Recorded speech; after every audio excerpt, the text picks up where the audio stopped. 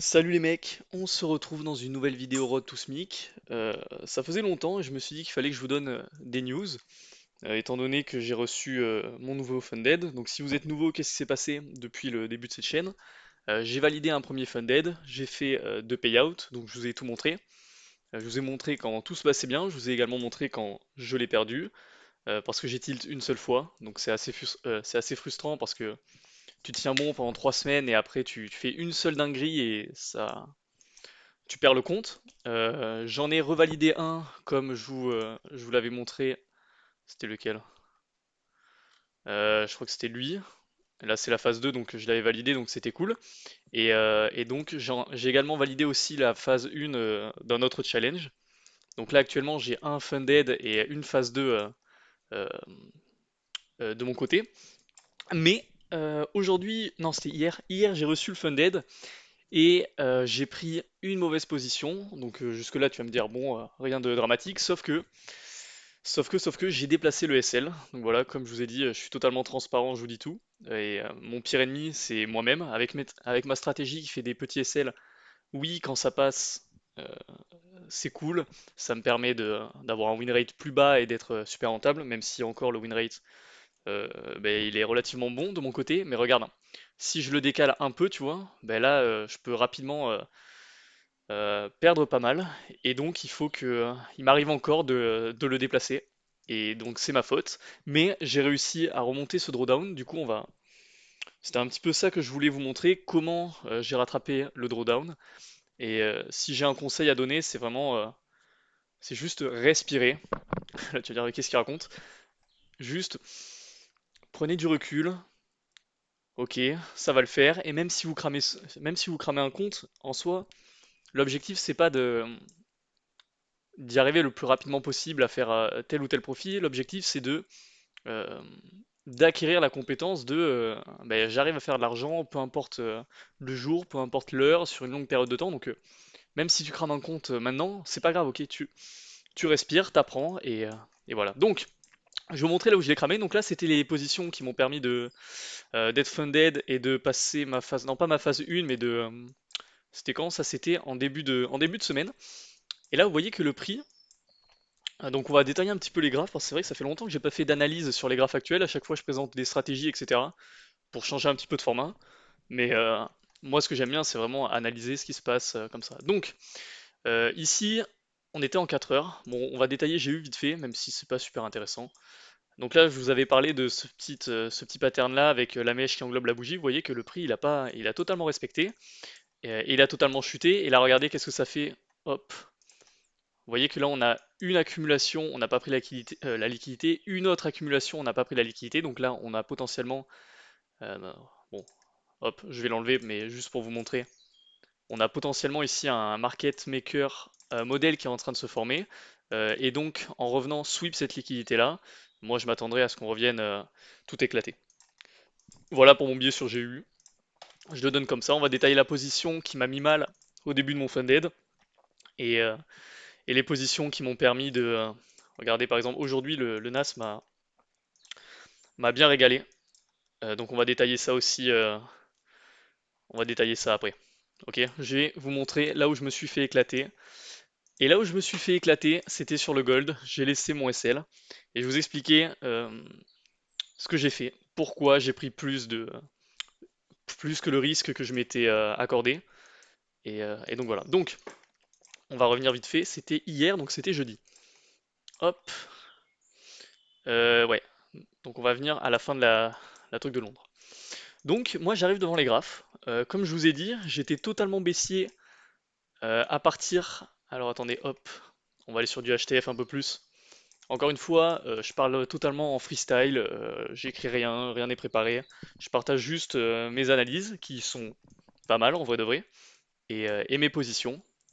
Et voilà. Donc je vous avais dit que moi, après le sweep de cette liquidité-là, je m'intéresserai à des ventes jusqu'à la mitigation de cette mèche ici.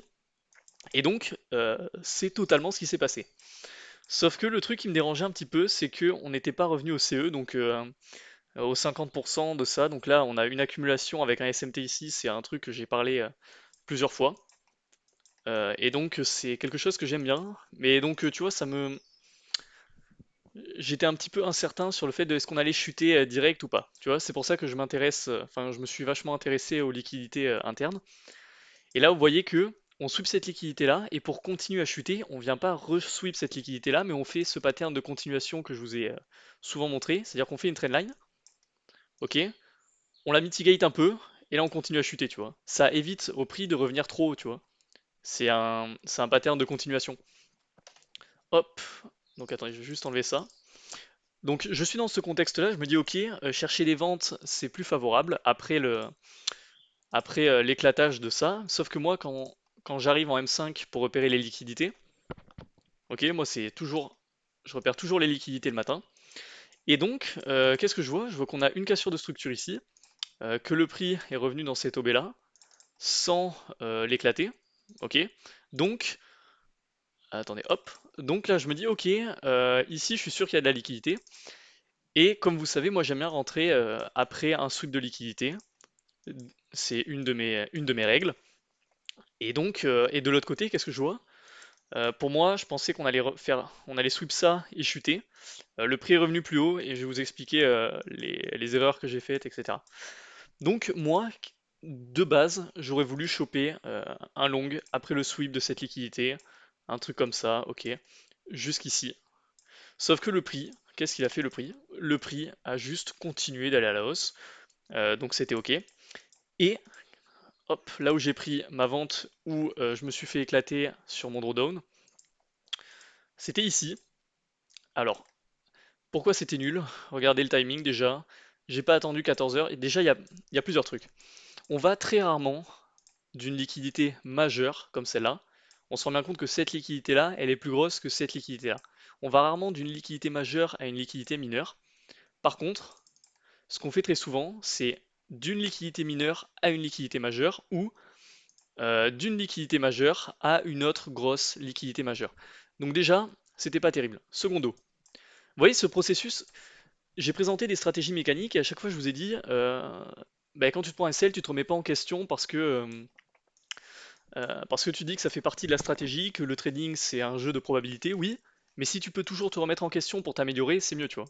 Second truc, je vous ai aussi dit que moi j'aimais me placer avant des cassures de structure, que le prix fasse un truc comme ça. Je sens que la vidéo va être un peu longue étant donné que je parle beaucoup.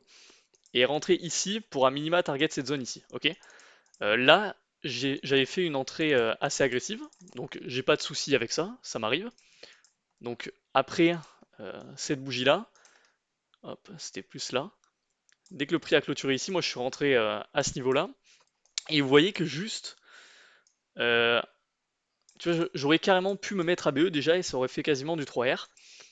Sauf que ici, bam, on a un shosh. Ça veut dire que tout le monde le voit et que des gens vont potentiellement s'intéresser à vendre ici. Donc à partir du moment où il y a le shosh, moi ça m'intéresse plus. Mais j'étais déjà dedans. Et quand j'ai vu que le prix revenait avec force, au lieu de me dire je me mets à BE ou j'accepte mon SL, qu'est-ce que j'ai fait? Qu'est-ce que j'ai fait? Qu'est-ce que j'ai fait? Je suis allé en H1. Non, c'était en quoi? C'est en H4? Ouais, H4. Regardez. Euh, H2? Attendez, je vais vous montrer H3. Bon, là vous le voyez. En gros, c'est la fameuse double mèche que je parle tout le temps. Et quand j'ai vu que le prix était dedans, je me suis dit, ah, ça va peut-être aller aux 50% de la double mèche. Et donc, qu'est-ce que j'ai fait? J'ai agrandi mon SL ici. Mais regardez, entre là et là, ça m'a fait quasiment un drawdown de moins 3%. Juste parce que j'ai pas accepté cette perte-là. Donc là, comme je vous ai dit, je suis totalement transparent, je vous montre tout. Et en plus, j'aurais largement pu me mettre à BE, tu vois, quand je suis pas sûr, etc. Regardez, j'ai même pas attendu 14 heures, ou juste attendre 14 heures. Parce que regardez qu'est-ce qui s'est passé. Quand t'attends 14 heures, donc là, boum, ok, je me suis fait éclater, bam, drawdown. Regardez. Alors, regardez, ah oui, je voulais vous montrer pourquoi là vous me voyez parler de double mèche. Vous allez dire, mais qu'est-ce qu'il raconte? Regardez en H1, je crois que c'était en H1. Regardez là où ça réagit. Est-ce que c'est en H1? Je sais plus. Attendez. Ouais, je vous ai dit, c'est un peu brouillon les vidéos, je parle comme ça, mais regardez en M30, ça réagit au millimètre près dans cette double mèche là. Regardez qu'est-ce qui se passe. T'attends 14 heures. Donc là, tu vois que c'est le high avant 14 heures, qu'on a une cassure de structure. Regardez ce qui se passe. super intéressant. La vente qu'on aurait pu choper. Regardez, donc ici ça casse la structure. Donc nous, on sait qu'il y aura de la... que là il y a de la... Attendez, hop. On sait que là il y a de la liquidité. Tu vois, le prix est revenu dans cette OB là. Donc si on veut chercher une vente, on va attendre un sweep de ça. Bon, c'est un peu long. Hop, regardez, le prix sweep au millimètre près. Soit tu fais une entrée agressive. Et là, regardez, pareil, double mèche qui est caractéristique des highs et des lows. Tu peux, tu vois, tu peux revenir ici, SL ici, et aller target la liquidité qu'on a montrée. Là, tu vas me dire pourquoi t'as pas pris cette vente. Mais comme je vous ai dit, euh, donc là, hop, et le prix explose. Je vais vous montrer le buy par contre que j'ai chopé. Donc, pourquoi j'ai pas pris cette vente? Vu que j'ai pas respecté mon risque ici, enfin j'ai décalé mon SL, je pouvais pas me permettre de prendre une autre position, sinon j'aurais atteint le drawdown maximal journalier. Mais comme je vous ai dit, j'ai un autre compte où j'ai la phase 2, et ben du coup j'ai tradé la réaction du sweep de cette liquidité. Regardez, je vais vous montrer ce que j'ai fait. J'ai attendu que le prix sweep la liquidité, et là regardez qu'est-ce qu'il fait. Là c'est typiquement le truc que j'adore parce que le prix il fait comme je vous ai montré, il fait hop hop, il revient là-dedans, il fait ça, et là je tire ici, tu vois. Et ça me permet d'avoir un très petit SL. Et donc j'ai cut assez rapidement parce que là, pourquoi je cut assez rapidement? Hop, hop, ouais voilà. Donc pourquoi je cut assez rapidement? Parce que ici, mince, attendez. Hop, combien de minutes? 11 minutes, ok.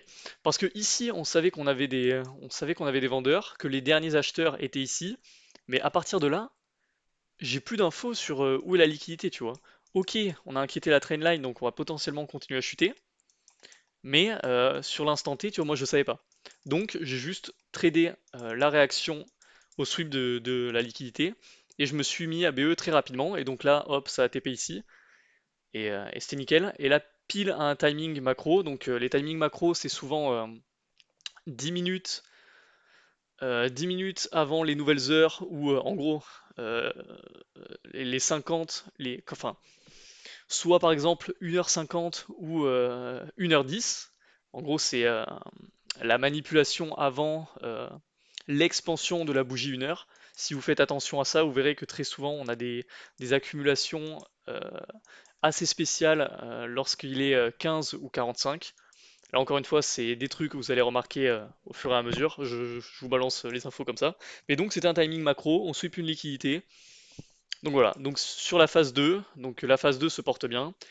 Et donc voilà. Donc là, je suis en drawdown. Je me dis un drawdown de moins 3%, donc ce qui est relativement élevé. Et là, je me dis ok. Je me dis ok, je respire. Je ferme les graphiques et, et j'attends demain. J'attends le lendemain et donc on va aller sur le NAS. Là, pareil, cette journée du NAS, enfin, j'ai pas pu prendre de position, mais c'était vraiment pas mal. Donc là, on va voir les positions qui m'ont permis de remonter, hop, donc de remonter mon drawdown. Donc le NAS, qu'est-ce qui se passe? Donc les indices de base, je regarde pas trop, mais étant donné que quand tu vas en daily ou en 4 heures, en daily, on a ce big gap là à combler. J'avais vu ça. Regardez, hop, weekly profile lundi, mardi, mercredi. Mercredi, on fait le plus haut, on fait la manip, on commence à chuter, donc j'étais clairement baissier jusqu'à ce gap là. Et donc quand j'arrive le matin, encore une fois, toujours la même chose. Je repère mes liquidités. Ici, je vois qu'on casse la structure, boum boum boum, on revient. Donc pour moi, si on sweep ça, c'était intéressant de venir chercher des ventes jusqu'à ici, tu vois. Qu'est-ce qui s'est passé? Le prix a sweep la liquidité, donc euh, j'étais pas devant les graphes, mais soit tu rentres, comme je vous ai dit, de manière très agressive, soit tu attends que ça revient, donner une fausse réaction de l'autre côté. Et là, regardez, fausse réaction de l'autre côté, donc ça veut dire qu'on a toujours de la liquidité là, ça veut dire que ton premier partiel, tu peux potentiellement le prendre ici, tu vois, et laisser courir le reste. Et là, pour rentrer, tu vas me dire comment t'es rentré. Tu peux faire différentes façons. Soit tu te casses pas la tête et tu rentres à la mitigation des 50% de la mèche, donc ça t'aurait fait un truc comme ça. tu vois, hop, hop, c'est faisable aussi, tu vois. Ça fait, tu vois, ça fait déjà un 7R, ce qui est pas mal. Soit, moi, ce que j'ai fait, hop, qu'est-ce que j'ai fait? J'ai attendu, regardez, on a toute cette zone-là où les gens, les premiers vendeurs cherchent à vendre, tu vois, bam, on réagit. Et moi, ce qui m'a conforté dans ce truc-là, c'est que ici, on a une cassure de structure, donc pour moi, les gens voulaient vendre dedans. J'ai attendu qu'on ait sweep. J'ai attendu que le prix fasse ma classique double mèche ici. Vous voyez, je n'utilise pas beaucoup de concepts, mais c'est souvent les mêmes qui reviennent au niveau des highs et des lows et qui me permettent d'être super précis. J'ai attendu qu'on fasse la double mèche, je suis rentré, j'ai laissé un peu d'espace au prix, comme vous voyez, et j'ai laissé la position, donc j'ai pris mes profits ici. Pourquoi? Parce qu'avec ma profit, j'ai pas le droit de trader des news, et aujourd'hui c'était NFP, c'est-à-dire que j'ai pas le droit d'ouvrir et de fermer une position sur un intervalle de temps de 4 minutes avant ou après la news, sinon ça m'enlève les profits, donc je me suis enlevé ici, tu vois, c'était avant NFP, et donc ça m'a permis de bien remonter en drawdown, mais jusqu'ici, mon compte aurait été ABE, et du coup j'étais un peu frustré de ne pas être encore ABE, parce que là j'avais pas risqué beaucoup. Et donc j'ai repris une vente. Donc celle-là, super intéressante, c'est pour ça que je vais vous la montrer. Donc déjà, j'ai toujours mon draw on liquidity ici, qui est le big gap ici. Je pense qu'on pourra potentiellement chercher une réaction, mais là j'ai fait mes profits pour la journée, ça sert à rien. Et donc, qu'est-ce qu'on voit? On voit que le prix a chuté tout le long, ok? Donc ça veut dire que... euh, attendez, hop, je vais revenir ici, vous allez voir, c'est toujours les mêmes trucs. Donc le prix a chuté jusqu'ici, et surtout qu'il a chuté toute la semaine, quasiment. Et vous savez, les indices, bah, ils font quasiment que monter, c'est-à-dire que tout le monde veut choper le big retournement. Et là, c'est quoi? C'est le premier choche de la big chute, donc je suis quasiment sûr que ici, beaucoup de personnes cherchaient à acheter. Ok. Donc là, je sais qu'il y a beaucoup de liquidité à ce niveau ici. Ok. Beaucoup de liquidité à ce niveau ici. Donc je me dis, ok, c'est intéressant de chercher une vente. Et il manquait pas beaucoup pour revenir à BE, et je voulais juste revenir à BE. Et là, regardez, super intéressant ce qui s'est passé. Regardez. Le prix est revenu pile dans cette OB-là sans casser, donc ça veut dire que ça conforte les acheteurs. Et là, regardez, qu'est-ce qu'on voit de l'autre côté? De l'autre côté, la classique double mèche. Donc, je suis pas rentré comme ça. Tu vas me dire, t'aurais pu, c'est vrai. Mais j'ai attendu que le prix commence à partir. Et tu vois, regarde, ça refait une autre double mèche. C'est trop fort ce concept. Et donc, juste, je suis rentré là et j'ai laissé. Et donc, ça m'a permis de revenir à BE.